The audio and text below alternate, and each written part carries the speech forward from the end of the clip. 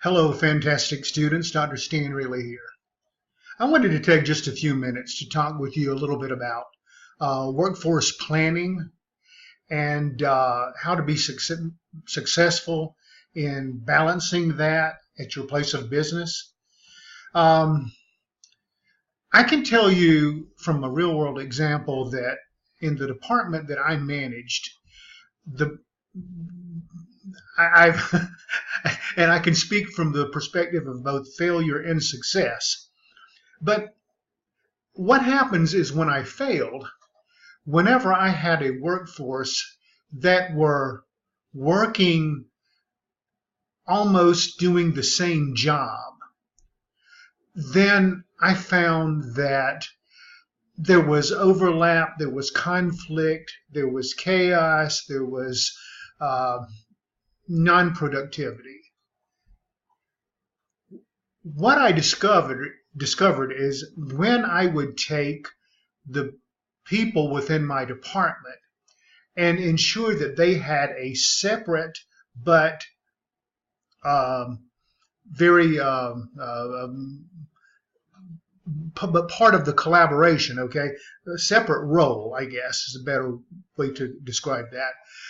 And there was not an overlap. There was not a competitiveness with people trying to do the same task or list of tasks. Then everything seemed to work out better.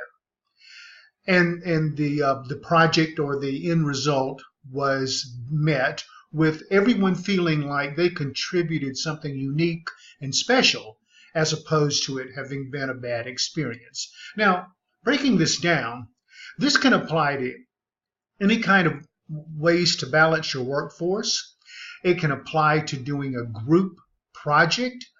You as team leaders, let's say, what you would need to do is make sure that everyone has a really good idea about what the final objective is. But when you make assignments for getting there, for being successful, have each person's assignment a little different so that they are working with you, but also with some form of independence. All right. I found that most employees do want to exercise their own brains and be able to come up with ideas without having to compete with another person that's doing exactly the same job. Okay, this is where the problem could be. And if you are able to break that down and give everybody something unique to do, then it should work out better.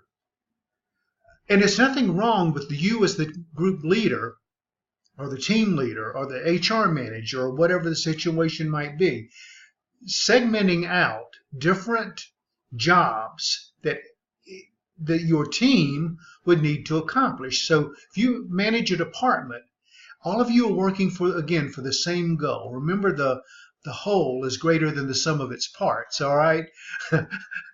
Ludwig von Bertalanffy, the father of systems theory, said that, not me.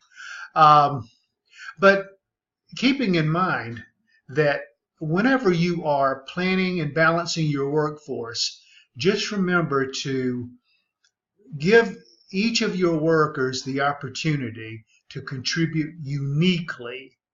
And when you have that, and you do not have that overlap and that competitiveness within, when people are all trying to do the same job, they're falling over each other. All right, and it typically does not work out for the best. There's friction that's created. The quality of the outcome is compromised. So just keep that in mind moving forward. I know I'm speaking kind of generally, but that's up to you to read between the lines and make things work for you, because there's no perfect answer. There are experiences that I can share with you, and then you'll find that you'll have your own trials at your place of business.